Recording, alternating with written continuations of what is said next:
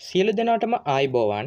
අද අපි බලන්න යන්නේ பின்தூரிய விஸ்தர கரண்ணே கெசேது கியலா, அதாவது படம் ஒன்றை விபரிப்பது எப்படி என்பது. எங்களுக்கு தெரியும், இவ்வாறு படம் விபரிப்பது என்பது ஓ லெவலில் 2ஆம் மொழி சிங்கள பாடத்தில் ஃபைனல் பேப்பரில் பார்ட் 2ல் கட்டாய வினாக்களில் ஒன்றா 10 மார்க்ஸுக்கு வருது.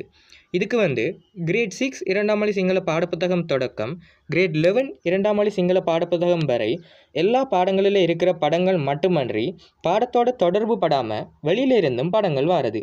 ஸோ நாங்கள் இதுக்கு வசனங்கள் முதலே எழுதி பார்த்து அல்லது பாடமாக்கி எக்ஸாமுக்கு எழுதுறது அப்படின்றது இயலாத காரியம்.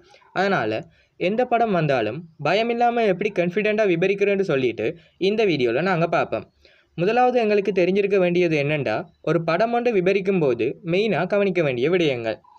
முதலாவது வாக்கியத்தின் சொல்ல நீக்க, அதாவது வாக்கியம் ஒன்றில் 4 அல்லது 4க்கு மேற்பட்ட சொற்கள் அமையப்பட வேண்டும். இரண்டாவது, நாங்கள் எழுதுகிற வாக்கியங்கள் முழுக்க எழுத்து வழக்கிலேயே எழுதப்பட வேண்டும். மூன்றாவது, நாங்கள் எழுதுகிற வாக்கியங்களில் பேச்சு வழக்கு சொற்கள் அறவே பயன்படுத்தக்கூடாது. நான்காவது சிங்கள இலக்கணங்கள் சரியாக கையாளப்பட்டிருக்க வேண்டும். ஐந்தாவது இந்த மே பின்தூரிய ஹரிம லசனை, அதாவது இந்த படம் மிகவும் அழகானது அல்லது மேகைதா சுந்தர ஹோ அபூர்வ தர்ஷனியகி, அதாவது இது மிகவும் அழகான அற்புதமான படம் ஒன்றாகும். இப்படியான இந்த ஸ்டாண்டர்ட் இல்லாத வாக்கியங்களுக்கு ஸ்கீமின் படி மார்க்ஸ் போட மாட்டினோம். அடுத்ததாக நாங்கள் கவனிக்க வேண்டியது வசனங்கள் அனைத்தும் நிகழ்காலத்திலேயே எழுதப்பட வேண்டும். மற்றது பயனிலைகள் எழுவாய்க்கு இயைவாக எழுத்து வழக்கில் இடம்பெற வேண்டும். அதாவது உயிருள்ள ஒருமை, அதாவது ஆண்பால் ஒருமை, பெண்பால் ஒருமை அல்லது விலங்குகளின் ஒருமை. மற்றது உயிரற்ற ஒருமை அல்லது பெண்மை, உயிரற்ற கூட்டம். இதுகளுக்கு வினையடியோட இ உருவு சேர்ந்து பயனிலை அமையும். அதே போல் உயிருள்ள பெண்மை அல்லது உயிருள்ள கூட்டம் இதுகளுக்கு வினையடியோட தீ உருவு சேர்ந்து பயனிலை அமையும். அடுத்தது நாங்கள் படம் விபரிக்க அடிக்கடி யூஸ் பண்ணுற சொற்கள் மற்றும் அதுகளோட பயன்பாடுகளை பார்ப்போம். அப்படியான சொற்கள்னு பார்த்தோம்னா, லங்க ஹோ மேத்த, ஆத்த, உட ஹோ இகல, யட்ட ஹோ பிம ஹோ பகல, இசரக பிடிப்பச, இப்படியான சொற்கள் இருக்குது. இப்படியான சொற்கள் ஒன்று இன்னொன்றோடு தொடர்படுத்தி கதைக்கிறதுக்கு பயன்படும். நாங்கள் முதல் இதனோட மீனிங்கை பார்த்தோம்னா, லங்க ஹோ மேத்தண்டா அருகில், ஆத்தேன்னு சொன்னால் தூரம், உட ஹோ இயலன்னு சொன்னால் மேலே, யட்ட ஹோ பிம ஹோ பகலண்டா கீழே, இஸ்ரகண்டா முன்னால், பிடிப்பசண்டா பின்னால்.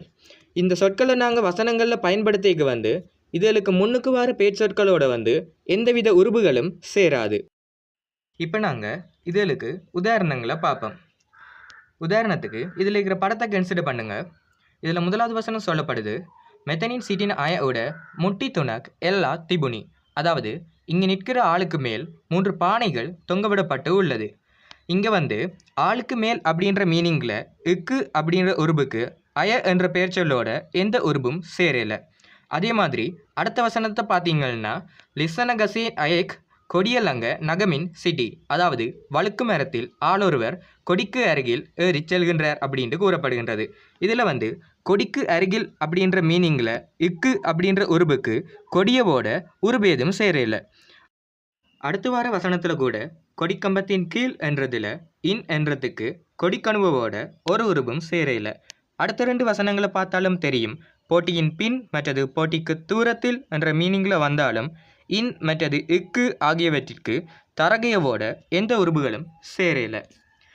இவ்வாறான வேர்ட்ஸை மனிதர்கள் பொருட்களை மட்டும் தொடர்படுத்தி கதைக்கிறாம இடங்களை பேஸ் பண்ணியும் தொடர்படுத்தி கதைக்க பயன்படும். இங்கேயும் கவனிக்க வேண்டியது இந்த சொற்களுக்கு முன்னால் வார பெயர் சொற்களோட உருபுகள் சேரக்கூடாது. ஃபார் எக்ஸாம்பிள், லிந்தலங்க சிசுன் கிஹிப்பதெனெக் செல்லம் கரத்தி, அதாவது கிணற்றிற்கு அருகில் சிறுவர்கள் சிலர் விளையாடுகின்றனர். இங்கே இந்த சொற்களை வச்சு லிந்தலங்க, அதாவது கிணற்றிற்கு அருகில் அப்படின்னு இடத்தை பேஸ் பண்ணி வசனம் அமைக்கப்படுது.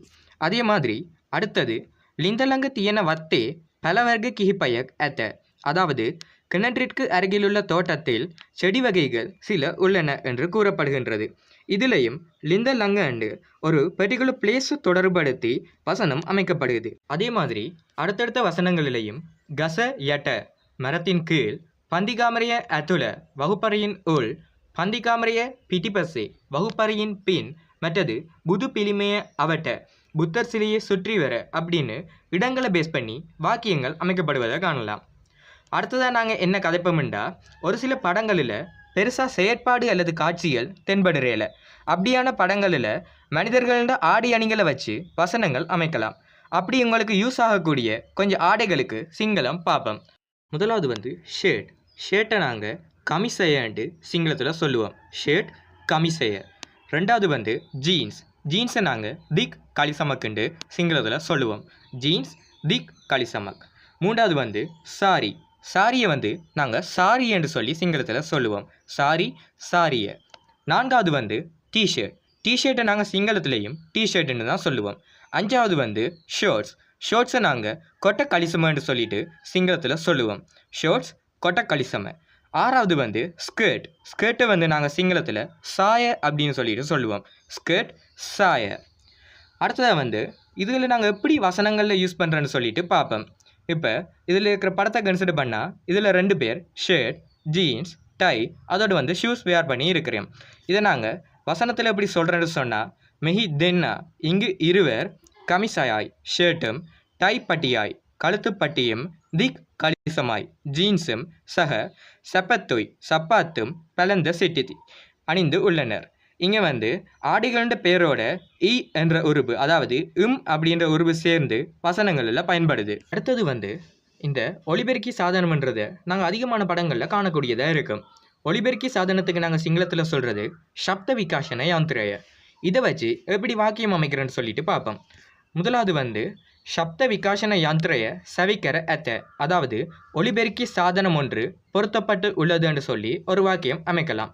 எல்லாட்டி சப்த விகாசன யாந்திரையின் நிவேதனிய நிக்குத்வே, அதாவது ஒலிபெருக்கி இயந்திரம் ஒன்றின் மூலம் அறிவித்தல் ஒன்று மேற்கொள்ளப்படுகின்றது அப்படின்னு இன்னும் கொஞ்சம் ஸ்டாண்டர்டாக சொல்லலாம். அடுத்து நாங்கள் என்ன பார்க்க போகிறோம்டா, அணுகுமுறை. அதாவது நாங்கள் இப்போ பார்த்த இலக்கண விதிகள் மற்றது சிங்கள வேர்ட்ஸ் இதெல்லாம் எங்களுக்கு நல்ல ஃபேமிலியராக இருந்தாலும் புதுசாக ஒரு படம் வரைக்க எங்களோட மைண்டில் திடீர்னு வசனம் வராது. ஸோ அதுக்காகத்தான் இந்த அணுகுமுறை ஒன்று இருக்குது. இந்த அணுகுமுறைப்படி நாங்கள் ஒரு படத்தை அனலைஸ் பண்ணினா சென்டென்ஸ் ஒரு ஃப்ளோவில் வந்துடும். அதில் முதலாவது கருப்பொருள் அல்லது பின்னணி. இப்போ இதில் இருக்கிற படத்தை நாங்கள் கன்சிடர் பண்ணால், மே பிந்துரைய ஸ்வயங்கிரிய யாந்திரிய மகின் முதல் கனிமே தர்ஷனியக்கி, அதாவது இந்த படம் தானியங்கி இயந்திரம் ஒன்றின் மூலம் பணம் எடுக்கும் காட்சியாகும் என்று பிரதான கருப்பொருள் சொல்லப்படுது. அடுத்தது நாங்கள் சொல்லக்கூடியது செயற்பாடுகள். அதாவது இந்த படத்தில் நாங்கள் என்னென்ன செயற்பாடுகள் அவதானிக்கிறோம் என்று சொல்லலாம். மெஹி புத்கலையேக் ஸ்வயங்கிரிய காட் எக யந்திரியத்துல அத்துலு கராய், அதாவது இங்கே நபர் ஒருவர் தானியங்கி அட்டையொன்றை இயந்திரத்தினுள் உட்செலுத்துகின்றார் என்ற ஒரு செயற்பாடு சொல்லப்படுகின்றது.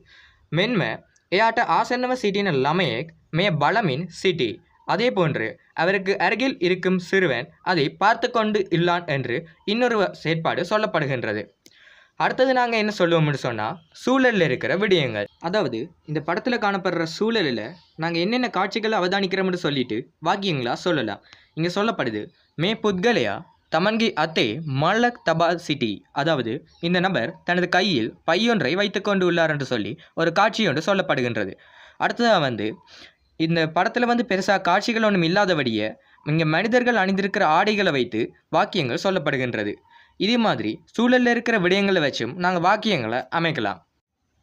அடுத்ததாக நாங்கள் இப்போ பார்த்த அணுகுமுறையை வச்சு ஒரு 2-3 படத்துக்கு வாக்கியங்களை வச்சு பார்ப்போம்.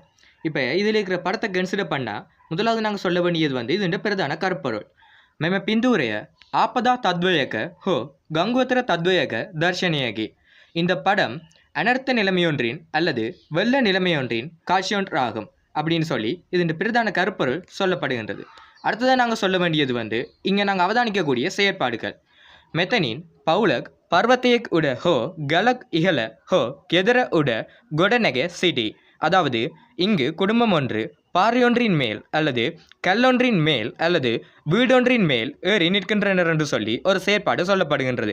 அடுத்ததாக எமென்ம புத்கலையேக் அனெக் அயக்குட கலக் உட நகீமட உதவு கரை, அதாவது அதே போன்று நபர் ஒருவர் இன்னொரு நபருக்கு கல்லொன்றின் மேல் ஏறுவதற்கு உதவி செய்கின்றார் அப்படின்னு சொல்லி இன்னொரு செயற்பாடு சொல்லப்படுகின்றது.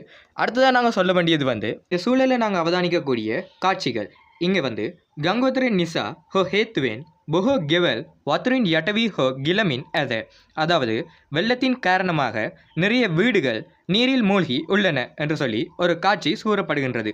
அடுத்ததாக வந்து த்ரீ வீலரையே சவிக்கிற அத்த சப்த விகாசன யாந்திரய மகின் நிவேதனியக் நிகுத்வே, அதாவது முச்சக்கர வண்டியில் பொருத்தப்பட்டுள்ள ஒளிபெருக்கி இயந்திரம் ஒன்றின் மூலம் அறிவித்தல் ஒன்று மேற்கொள்ளப்படுகின்றது என்று சொல்லி இன்னொரு காட்சி சொல்லப்படுகின்றது. அதே போல இதில் இன்னொரு காட்சி ஒன்றும் கூறப்படுகின்றது. போட்டு சேவையக் அசரணவு ஹோ அவத்தன்வு ஜனதாவன்ட்ட உதவுக்கரை, அதாவது போட் சேவையொன்று நெருக்கடியான மக்களுக்கு உதவி செய்கின்றதுன்னு சொல்லி இன்னொரு காட்சி கூறப்படுகின்றது. சரி, இப்போ நாங்கள் இதில் இருக்கிற படத்தை கன்சிடர் பண்ணால் இதில் நாங்கள் முதல் சொல்ல வேண்டியது வந்து இதன் பிரதான கற்பொருள். மே பிந்துரைய நிவாசியக் சேதிமக ஹோ கண்டாயம் வெடக்க தர்ஷனியகி, அதாவது இந்த படம் வீடொன்று அமைத்தலின் அல்லது குழு வேலையொன்றின் காட்சியொன்றாகும் என்பதுதான் இதன் பிரதான கருப்பொருள். அடுத்தது நாங்கள் சொல்லக்கூடியது வந்து இதில் நாங்கள் அவதானிக்கக்கூடிய செயற்பாடுகள். மெஹி குருவரையக் லமைன் சமூக கதாகாரமின் ஹோ லமைன்ட உபதேஷ் தெமின் சிடி, அதாவது இங்கு ஆசிரியர் ஒருவர் பிள்ளைகளுடன் கதைத்து கொண்டு அல்லது பிள்ளைகளுக்கு அறிவுரைகள் வழங்கி கொண்டு உள்ளார் என்று சொல்லி ஒரு செயற்பாடு கூறப்படுகின்றது. அதே போல கெஹனுல்லமாய் தெதனேக் பொல் அத்து வியமின் சிடிதி, அதாவது பெண் பிள்ளைகள் இருவர் தென்னோலைகள் பின்னிக்கொண்டு உள்ளனர் என்று சொல்லி இன்னொரு செயற்பாடு கூறப்படுகின்றது. அடுத்ததாக நாங்கள் கூறக்கூடியது வந்து இந்த படத்தில் காணப்படுற சூழலில் நாங்கள் அவதானிக்கக்கூடிய விடயங்கள். இங்கே கூறப்படுது லமையக் இனிமங்கக் அல்லமின் ஹோ நிவாசிய இகல ஹோ நெலும்மல ஹெடேக் சாதமின் சிட்டி, அதாவது பிள்ளையொருவர் ஏணியொன்றை பிடித்து கொண்டு அல்லது வீட்டிற்கு மேல் அல்லது தாமரை மலர் போன்ற உருவமொன்றை உருவாக்கி கொண்டு உள்ளார் என்று சொல்லி ஒரு காட்சி ஒன்று கூறப்படுகின்றது.